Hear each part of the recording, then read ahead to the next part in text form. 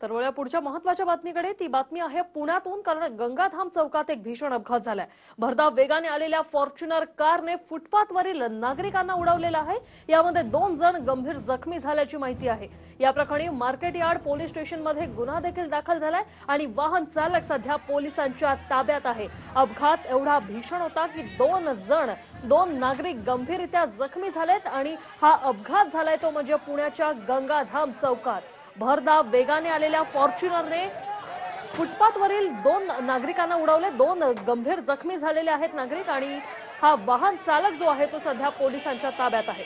याविषयी बातचीत करूया आमचे प्रतिनिधी योगेश बोरसे। योगेश, काय सांगाल, नेमका हा अपघात कधी झाला आणि जे नागरिक जखमी आहेत त्यांची प्रकृती कशी आहे?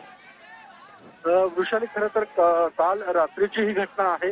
भरधाव वेगाने आलेल्या फॉर्च्युनर कारने फुटपाथवरील नागरिकांना उडवलेला आहे। खरं तर वाहन चालकांचं ताबा सुटल्यामुळे, नियंत्रण सुटल्यामुळे अशा पद्धतीने हा अपघात घडल्याची माहिती समोर येते। यामध्ये 2 जण गंभीर जखमी झाल्याची माहिती सुद्धा मार्केट यार्ड पोलिसांकडून देण्यात आलेली आहे। कारण या प्रकरणी मार्केट यार्ड पोलीस स्टेशनमध्ये गुन्हा सुद्धा दाखल करण्यात आलेला आहे आणि लगेचच मार्केट यार्ड पोलिसांनी वाहन चालकाला ताब्यात घेतलेला आहे।